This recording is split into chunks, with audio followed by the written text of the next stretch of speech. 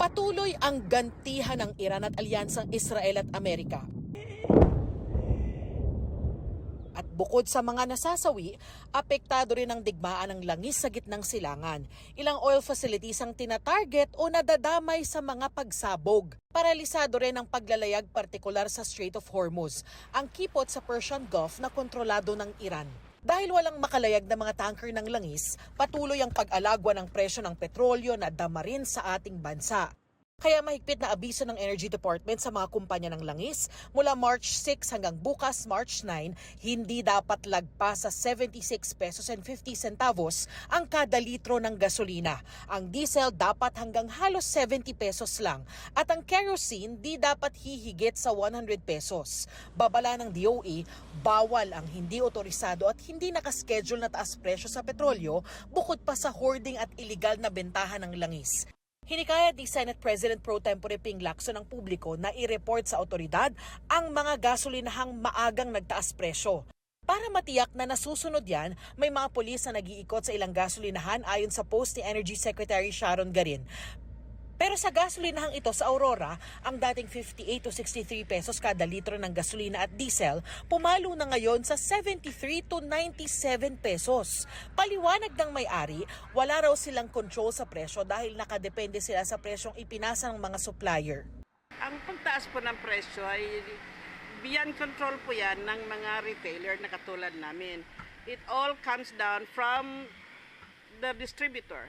Sila po ang nagko-control ng presyo. Sinusubukan naming kuna ng pahayagang DOE kaugnay rito. Sa isang gasolinahan sa Iloilo City, nakapaskilang paalalang mahigpit na ipinagbabawal ang hoarding. Hindi rin pinahihintulutan ang pagdala ng container o drums para mag-stock ng gasolina. Damo gisa na may iban, may mga drum ti abasa malichim samon, bawal gid ang drumming ka container. Tangke lagi sa. Dahil sa inaasahang big-time oil price hike sa Martes, nagkumahog na ang ilang motorista. Siyempre, may ngagaw ta para makasave man kita kay hindi ta mapaktan basi kung magsubra pa magtaas ang presyo na sa gina naton gina-expect. Pero sa Dagupan, ilang gasolinahan ang naubusan na ng stock. Kasi sir, kahapon sobrang dami po kasi ng pila. Dire-diretso po hanggang hapon, hanggang gabi. Kaya ngayon, naubusan yung deliver namin. Sa Quezon City, 3 gasolinahan sa Commonwealth Avenue ang naubusan na ng langis. Sa isang gas station sa Fairview, puro 00 na ang nakalagay sa price board, maliban sa isang klase ng gasolinang may natitirang supply. Wala na po kami ma'am, diesel po and then 91 po, unleaded po. Ang meron po kami ngayon ma'am, 95 na lang po tayo. Opo. Isa na lang. Biguring magpakarga ang ilang motorista sa isa pang gasolinahan sa Commonwealth na wala ng diesel. Problema na naman, lalayo pa kami. Gasolina naman ang naubos sa isang gas station sa Pearl Drive, Fairview. Hindi sila namin ma'am, medyo malapit na maubos ma'am kasi nasa kulang-kulang 1.5 na sa liters ma'am.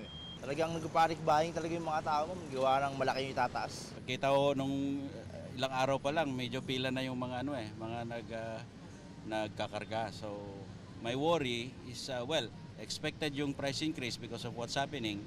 Pero ang worry ko is the supply. Pagtitiyak naman ng Bureau of Customs, 2 buwan pa naman po yung ating supply.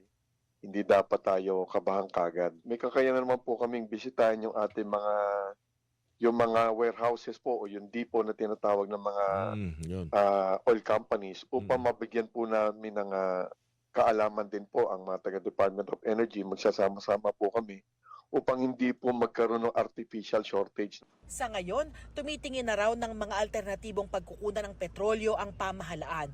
Si Senator Sherwin Gatchalian naman, naghain ng resolusyon sa pagbuo ng task force na magbabantay sa presyo at supply ng petrolyo. Dalawang bagay ang dapat tignan dyan. Una, yung supply. Ibig sabihin, meron tayong enough supply sa loob ng ating bansa. At pangalawa, yung presyo ng supply or presyo ng inventaryo. Yan ang complicated dahil deregulated tayo. Ang gobyerno walang control pagdating sa presyo. Kaya dapat pa rin i-monitor. Hindi porket wala tayong control sa presyo, hindi mo monitor. Dahil merong kapangyarihan ng gobyerno.